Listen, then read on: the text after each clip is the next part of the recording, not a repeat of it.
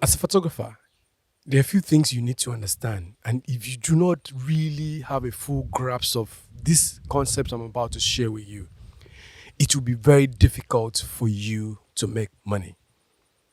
Most of the time, we always think that we are passionate about something, we are we love it, we love doing it, we love putting out work, we love putting in the work, we love sharing our photographs, and that alone would make us money.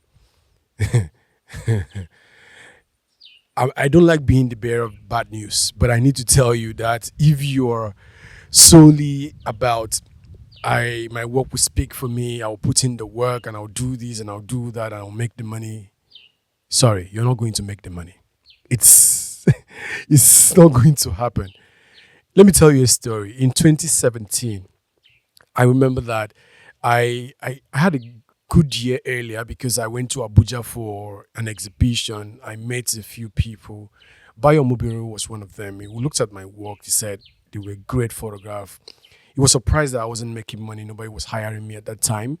And he said, I was in Uyo. I didn't move to Lagos yet. He said, you need to be where you're supposed to get people to hire you. So I said, okay, I would do something about that. A few weeks later, a photographer friend who became a mentor and not just a mentor, a coach too, actually came from Lagos to visit Uyo. So he sent me a message, oh, Mayor, I'm in your town. Where you are, let's hang out. I remember I was so excited that he actually sent me that message of all the people you get. So when someone you always look up to send you a message and say, well, let's link up, you'll be like, okay, let's link up. So I remember my office was around IBB Avenue in Uyo. If you know Uyo very well, my office was around IBB. So I remember that I took him to the back of the place. There was a hotel around the back. We said, no, no, no. He wants to eat like the grilled chicken and plantain, then drink a few bottles of, and have a good time. So I said, okay, let's do that. I remember I went there with my then girlfriend, now who's my wife. Shout out to you, babes. So I went there with her. We were just sitting, having a good time, having conversation, eating chicken, plantain, and all of the things. I remember then a call came in the first time. He did not answer because maybe he thought it was rude. He was talking to us and a call came in. It came in the second time. By the third time, he now excused himself and said he has to take this call. So he took the call, had a conversation. He was just saying, no, that's not going to do it. That's not going to do it. The next thing he said, Baba, let's just do that thing. 7 million is not going to do it. And just take the fee to what it's supposed to be and let me know. And then he went off the phone. It was also continuing with the conversation. Do you get? So I'm like, I had become a very bit curious, when we were talking money and you're talking with someone that is supposed to be your mentor and he's talking numbers. You need to, and money, not even numbers, money.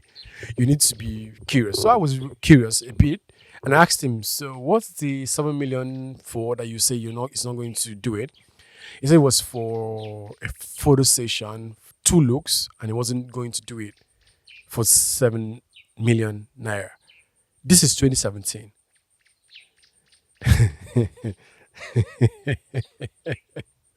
You do not understand what this is. Where I was based, where I'm from, where he came to visit us, Uyo. If somebody is talking about millions of naira, like a million naira, we are talking a full blown wedding, which covers two events, which covers the traditional marriage and the wedding, which comes with a lot of deliverables. And we're not even talking 2, 3, 4, 5 million naira. We're talking about maybe a million point five, 1.2, 1.7, at most 2 million at caps, right? And this is somebody who is not a wedding photographer, who is not an event photographer. I could not believe that was possible. So I asked him, are you sure? Like, I was that curious. I was like, are you sure? He said, but that said, he's not going to do it. Let's continue with our conversation. So he just brushed it aside and we continued talking and had a good time. And he left, went back to his hotel. On my way, I remember driving my girlfriend back to her house to drop her, then go back to my house. She was saying, in her words, let me use her words exactly. Omo, babe, that guy, the bobo us. meaning that guy is actually overhyping what it is. That's not really the invoice. I'm like, say, you know, all these Lagos people now, can't they look us for you, can't see we don't know anything, just the Wombo boss. I'm like, maybe you. A few months later, I had moved to Lagos and I was privy to see this person's invoice, not once, not twice, not three times, not 10 times, not 20 times. Bruv, for a fact, he was not boboing us. And he wasn't doing. Do you know what it means for someone to not do wedding? Do you know what it means for someone to not do events? For someone to just do portraiture and take that kind of amount of money or turn down that kind of amount of money at that time? No, this is not 2025. This is 2017. Do you know what 7 million is at that time? So over the last couple of years, I've learned how he grew his craft. Not just his craft this time, how he grew and built his business to what could actually not just command a higher fee, but turn down a specific kind of fee that's not supposed to be something you're supposed to collect. So in this video, I'm going to share with you a few things that I've learned from him, a few things that I've also applied to my business, because over time I've realized that I've also charged a lot of money for the things that I do. And through those principles that I learned from him, I've done with mine. I've actually applied those things to my coaching clients, and they have done millions of naira, regardless of where they are. I remember when I did for a photographer, a wedding photographer in Uyo. Now, fast forward, that was like 2025, that was like 2024. Yeah, 2024. He came for clarity session. I told him what to do. He said, Mayor, nobody will pay that kind of amount of money in Uyo. But a few weeks later, let's just say 2 months later, he sent me a DM like, Mayor, yo, someone just paid 2 million naira for that wedding. And it was just for a 1-day event and all of that. I'm like, these principles really work. So in this video, I'm going to share those principles that I actually shared with him that got him that client that paid him that kind of money to actually justify that the principles really work. Number one, perception. For me to explain what perception is for you, I want you to think through this story I'm going to tell you. Imagine, just think about right now you have 30,000 naira in your pocket. That's the last money you have in your, what do you call it, your ATM card. You're going to the mall and the only money that you have is 30,000 naira. And you get there and there are different stores in the mall. So if, let's say for example, you're in the Lagos Mall, the ICT, as in Ikeja City Mall, yeah, ICM, Ikeja City Mall. So you go there, um, you see stores like Prada, you see stores like Adidas, you see stores like I think Christian Dior is there. You see Nike, you see Adidas, you see stores, luxury stores, and there is ShopRite inside of there, right? So if all you have in your bank account and that card that you hold in your hands can clear, will you enter the Adidas store? Think about it. The chances are you will not enter the Adidas store. Chances are you will not enter the Tommy Hilfiger store. Chances are you will not enter the stores that are selling those high-end goods, whether it's bags or clothing or perfumes. You will not want to enter there because you think that the money that you have cannot afford it. But my question to you is, did anybody at the store, did the attendant at the store tell you not to walk in? Did they ask you how much you have? Nobody did that. But you actually looked at the store, made up your mind that this store is not for me. Back to the photography. Every single time someone checks out your page, whether it's on Instagram, whether it's your website, wherever you show your portfolio, every time someone looks at your portfolio, that is actually helping them shape the perception that they have about you and your business. Let me say that again. Every single time someone comes in contact with your portfolio, Whether you show your portfolio on your website, you show your portfolio on Instagram, you show your portfolio on Twitter, on Facebook, wherever you're showing your portfolio, Pixelset, whichever platform you're using to show your portfolio, every time someone comes in contact with that portfolio, they actually build a perception about your brand. It helps them make up their mind whether you are for them or you are not for them, whether you are beneath them or whether you are above them, whether you're someone that they can work with or someone they should not really even pay attention to, right? The way you answer the DMs adds up to how those people would perceive you. The way you communicate, the messaging, the places that you use in communication, that's why your communication channels adds up to the perception these people would build in their heads about you. And you know the thing about perception is you have no idea. You have no idea whether or not they are someone have seen it and has made a perception, and that perception has actually influenced their decision. All of these are done without you like you're not there. You are not just there. These people look at your portfolio, they look at your how you optimize your bio, how you make it easier for people to communicate with you, your communication channels, and then they say, this guy is for me, this guy is not for me. So just like the store, when you go there and you look at the store, depending on the money you have in your pocket, and you say, I can't go into that store, I can't afford that store. That's the same way clients come into the DM or into your social media pages, like let's use Instagram in this case. And they look at your Instagram page and they say, this guy will be costly. Oh." So those ones that don't have a lot of money, they don't even bother coming.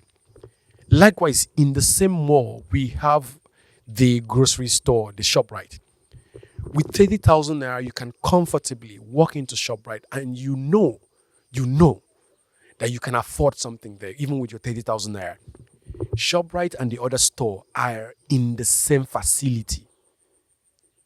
So on Instagram, we are on the same facility, but the ambience, the positioning, the colors, the branding, the way it is being arranged makes it different, makes the Tommy Hilfiger store, the Adidas store, the Nike store different from ShopRite. So that if you have a certain amount of money, you don't want to go to a certain store because you know that store you cannot afford. So this brings me to what I always say. You are the reason the set of clients that are coming to you are coming to you. If the people that are coming to you are people that are looking for discount, they don't have a lot of money, you are the reason, because all the things that you're doing, from your choices of photographs, from the portfolio that you put out, from the way you communicate, the things you share on your story, to the reels that you put out, is helping them to form a perception about you and your brand.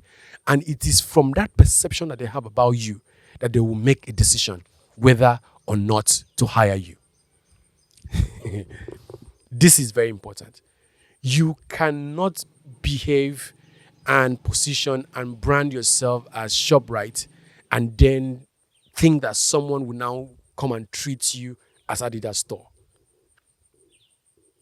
The way people treat you, the way the quality of clients that come to you, the quality of people that make inquiries, and how they react to what you tell them when they make the inquiry is as a result of the perception that they have built around your brand over a long period of time. So what do? First thing, you need to recognize that perception is reality. What people perceive you to be is what they think you are. And you are not the one in charge of it. You can orchestrate it, but you only thing you can do is, like I said, you can orchestrate it. By orchestrating it, just like the bigger store, the high-end stores, they don't send someone to be at the door and say, if you don't have a certain amount of money, don't come in. All they do is in their messaging, in their branding, in their positioning, in how they collect their portfolio, in the things they show, in how they communicate. They tell you, don't come here, you are not for us. Or they tell you, come here, we are looking for people like you. You need to understand that whatever you show will be the reason people will be attracted to your brand. Whatever you do not show will also be the reason people are attracted to you. So, perception is the first thing you need to think about. There are photographers that you know that even people that don't have, that are not photographers, if you show them their pages, those photographers that you hold in high esteem or high regard, if you show normal everyday people those photographers Instagram pages, those people will say, "Oh, I can't afford this person." How did they come to the conclusion that they cannot afford one photographer but they can afford another photographer? Perception. And that perception is not because the person is putting their price tag on their Instagram page. The person is saying, or in the part of their highlights, they are putting their price list. Nobody, serious person, does that, right? So you need to understand that perception matter, and you need to take charge of your perception. There's a proverb that says that nobody listens to the advice of a poor person, no matter how good or wise the poor person is. It is not the wisdom of the poor that they despise. Oh, word. It is not that they despise the wisdom of the poor. They despise the poor person, and they think that someone as poor as that person has no wisdom. It's perception. It might actually be that the wisdom of that poor person might have saved the person, but they don't take it because of the person that gave the wisdom. So hence people always say, I remember Kanye said, I don't take advices from people less successful than me. That's a perception thing. Because you look at that person and that person is not on your same social strata, on your same place when it comes to money, influence, and all of that. And you just decide, this person cannot be wiser than me. So perception is key. The second thing I learned after building that perception was knowing that no is as important as yes. I'll say it again. Saying no, rejecting clients is as important as you accepting clients. You know, most of the time we are wired to be in a situation where we are always trying to make the next bar, we are always trying to make the next money, we are always worried about when our next feeding money would come. And by doing that, we are taking both the clients that will allow us to do great work and the clients that will allow us to do mediocre work and the clients that will not even allow us to do our best work. The thing about perception is that it is the quality of the clients and the project that you work on that would help shape and give a better perception about your brand. So if a particular client, in this point, it shouldn't be a client, it should be a prospect. Sorry, I think that there's going to be a noise around here for now. Let me use the opportunity to drink water.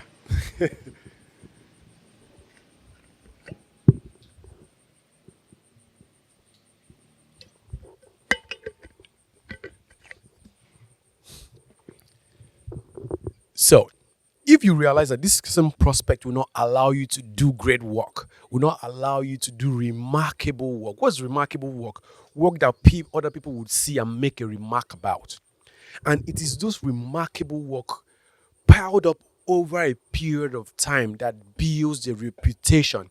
And it is your reputation that has gone far and wide that will now give a perception about your brand and position you in a place where people of value want to hire you. So understand that yes, you need to take care of hunger. Understand that yes, you need to figure out what you're going to eat, how you're going to take care of yourself, how you're going to take care of your family, where the next meal is going to come from, how you're going to deal with your house rent and all of those kind of things, right? But also know that if the quality of the work that you're doing is not great, it's not remarkable, you are doing yourself and your business a disservice. Because no matter what you're trying to build, getting clients that make you do mediocre work If you do enough mediocre work, if you do too many mediocre work, people will perceive you as a mediocre photographer, notwithstanding the skill set that you own, notwithstanding the skill set that you have, notwithstanding the kind of skill and the mastery that you've gained over time. So, if a certain client will not allow you to do great work, you know that this project will not allow you to do remarkable work. Do not take the client. Say no. The thing that no would do for you is that the client, the person that just you said no to, would spread the word. Spread the word that you are someone that said no to them. You're someone that said no to that project. You're someone that didn't want to work on that kind of project. And the word will spread that people will now say, let's come and see this guy. Let me even give you a story. In 2022, I remember that an NGO reached out to me for a project. And in fact, let me give you a better one. In 2019, I was about to get married. So, when you're trying to get married, you need a lot of money. And you need to show off and all of those kind of things. So, money is never enough during and your period of planning a wedding and all of that. So, this client reached out and showed me what they wanted to do. I was excited about the fact that, it's an international brand that wanted me on a project as a documentary photographer. I was excited about it. But something happened, yeah? And the thing that happened was that when we did the meeting, the discovery call, I figured out that the project that they wanted me on is not the kind of project that I'm interested in, right? I always want to photograph my people in a way that shows dignity, in a way that doesn't dehumanize people, right? I want to show my people in ways that if it were to be me, I would love to be photographed that way. That's actually the whole essence of my documentary photography, to give dignity to people, not to strip them of their humanity in the name of making documentary photographs. So, long story short, that's what that project was about. And I looked at it. I looked at the money that they offered. It was a lot of money. I can tell you for free, it was a lot of money. And this is the point where I needed money too. I'm like, I knew that if I take the job, I'll make the money. But I also knew that word would spread that I'm that kind of guy that can work. Because what will happen is that this particular NGO, the comms person would know that a comms person, that's communication person in another place where they are looking for that kind of photographer that does that kind of thing, and they will mention my name. And I didn't want that, because that is how reputation is being built. I didn't want to build my reputation around that and the perception around my brand around that. So I said no. A couple of days later, my phone rang. And I picked up the phone. And there's this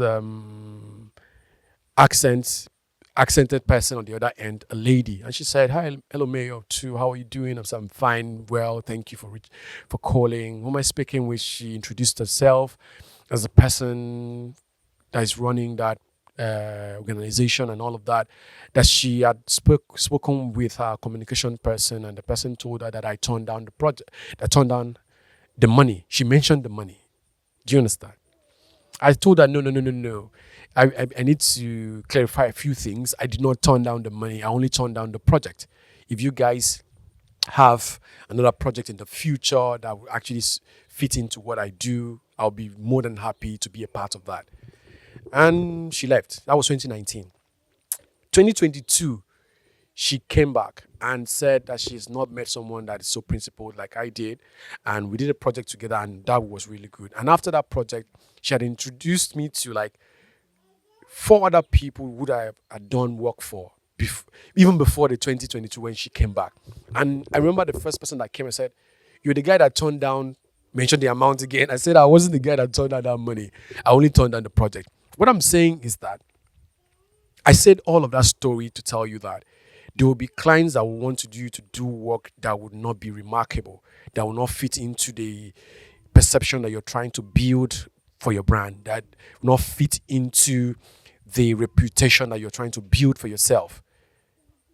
The simple answer to those kind of prospects, to those kind of clients, is no. Because yes, you take a little money today, but the overall impact that that money that you've taken would have on the long-term life of your brand will be something that no amount of money will be able to fix it. You don't understand what perception is. It takes time to be built, and it takes a far longer time to be destroyed and built a new one. I'll say it again. Maybe I didn't say that one very well. It takes a long time for you to build a perception, but it takes a longer time for you to actually nullify the last perception that you had and try to build or orchestrate a new one. So when you can, stop it before it even happens. When you can, do not take that job. Say no. Someone always said that no is a complete question. That no is a complete sentence. You don't need to explain it. No, I'm not going to do it. Simple as that. They asked me why I'm not going to do it. I didn't explain to them that it doesn't fit into my what. I didn't tell them all of that. I didn't do any explanation. I just told them, sorry, I don't want to. I am not opportunity. I will not be opportunity to be a part of this project. If you have another project in the future, I'll be willing to be a part of. That was it. So always learn to say no. Number 3, and I think the most important one, you need to learn the difference between messaging and communication. Or should I rephrase it? You need to learn about messaging and you need to learn about communication. A lot of photographers think that I am good with the craft. That's enough. The craft is the craft. The business is a business. So for your business to actually do the things that you want it to do, that you hope for it to do, that you desire for your life, you need to treat it as one. And every business understands a few things. Communication is key. Whether it is communication between your team members or communication with the people that will come in contact with you and get to hire you, clients. You need to be very clear on that communication. You need to be very clear on how you're going to communicate the messages of your brand. You need to have a clear message so that people actually can say, this guy is this thing. If people cannot associate you with a word, if people cannot associate you with phrases, then you are a long way. You have a long way to go, because the only sense of the first one was perception. Then we talk about saying no, so that you can build the right perception. Goes back to you being able to get a clear message out, so that when they say clarity, everybody thinks about Mayo too. Simple. When they say elegance, everybody think about Big H. When they say luxury, everybody thinks about T.Y. Bello. When they say class, everybody thinks about beige, right? So the thing is, you need to find a word, a sentence, a phrase that people can place side by side with you. And those things do not just happen. You are the one to orchestrate them by being able to understand that it is through your messaging and how you consistently communicate it is how people would then come and form that perception about, oh, this guy is associated with this or is synonymous with this. Let me tell you how to go about it. Instead of you to say, I'm a trustworthy person. Oh, we are trustworthy. When you're trying to pitch to a client, you say we are trustworthy, we are people that you can trust. You can turn that around in your messaging, where you could say that you are at this wedding, if you're a wedding photographer, you are at this wedding and you finished just photographing the bride and people were rushing out to go to the church. So you notice that the bride has kept her Cartier watch on the table and she didn't pick it, everybody has left. There is no CCTV inside the hotel room. So nobody would know, because there were a lot of people inside the hotel room. Nobody would know who might have picked the Cartier watch, right? So somebody would have easily just picked it and owned it or sold it, right? But you tell the story of how that happened and you picked the Cartier watch and you kept it until the bride was settled in church and you handed over the watch to the person. The person was so excited that she had thought that she has lost her $10,000 watch, right? That's how you can tell someone that you're trustworthy. that you're honest. Not by saying, I'm honest, I'm honest. So you tell those stories, whether it's in written form or you tell those stories by just making videos like this and telling those stories about your brand. Those stories would then add up. When people listen to those stories, they find words that is actually the moral of those stories and I should share those words with you. But you know for yourself that the reason you shared that story was for you to build a reputation around trustworthiness. You didn't just say, I am trustworthy. You told a story. And the moral of that story is being trustworthy. So by the time those people make up their minds around the story you just told, they then associate being trustworthy to you. You can do that with different things: excellence, delivery, prompt delivery, customer service, quality customer service, best in communication. You can even do that in, let's even try the one where you say you're creative. Instead of you saying you're a creative fashion photographer that shoots wedding, you can just make a reel, you can just tell a story about how you did that, right? Which is, let's say, for example, this client reached out to you and had an idea. So she was telling that you don't know whether her idea is good enough and all of that. You said, no. Every idea is great when it comes to me and my clients. Just share with me, no matter how naive it sounds, no matter how crazy you think it is, on how unclear it is in your head, that your job as a photographer is to make sure that you listen to your clients' ideas and then put a visual board around those ideas and bring back to the client, so that the client will now see, okay, this is the idea that I had in my head. So fast forward, when we now built the visual board, shared with the client, she was very excited. The wedding came. We shot it as if we were shooting like a fashion show. She was really excited that her dress came out the way she wanted, and it was like a fashion photograph but a wedding. So a fashion editorial in a wedding.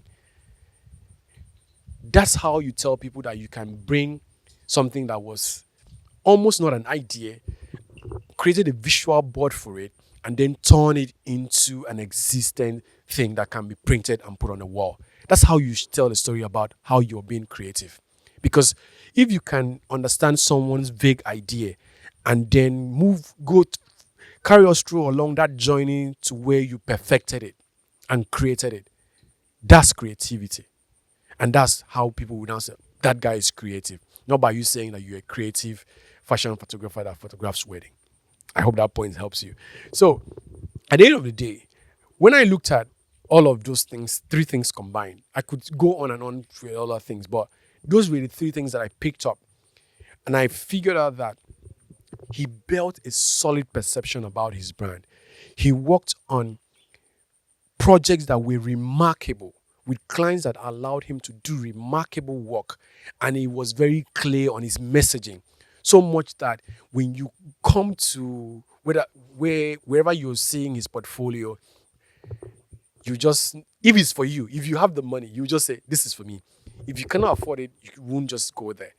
But even if you go there, you will not be telling him, oh, can we do it for 30,000, 70,000? So for you to be able to command that kind of money, I'm not saying that you shouldn't perfect your craft. You should. In fact, you should be doing personal projects so that you'll be able to perfect your craft. But again, you need to then work on quality clients, because quality clients will help you do quality work. They will help you do remarkable work. And it is in the remarkable work that this perception will be built. And by the time you now harness that into your messaging, harness that into your communication, you stand out. That is how you make the money in this industry. So I share it for free. I know I should have. This one should be paid. You should pay me something for this one. But since you're not paying anything, if you've not subscribed to this channel, make sure you subscribe to this channel. If you've not ever shared any of my video to any of your friends, whether it's a photographer, videographer, even anybody in the creative entrepreneurship, what did I just say? Anybody in the creative entrepreneurial space, make sure that you share this particular video. This video is uncut, so If you hear me make some mistakes, I'm not going to cut it out. I'm not going to edit it. I'm going to just post it the way I recorded it. So if you've not shared my video before, click the share, copy the link, share to people. If you've not subscribed, subscribe to the channel. If you've not told anybody about Mayor 2, you have to do that. And yes, if you want to take your business to the next level and earn in millions like other people that have given examples, and even people that have not given examples on this particular video, you know what to do. The link to book a clarity session would be in the comments, will be a pin post in the comments, and also be in the description video. So go check it out. I can't wait to have you in one of those clarity sessions where we share things that will actually transform your business from, like the example I've always given, from a business that made 3 million naira in revenue in 2023 to one that made 37 million in 2024 in less than 6 months of meeting me and joining the program. So I can't wait to have you there. See you soon.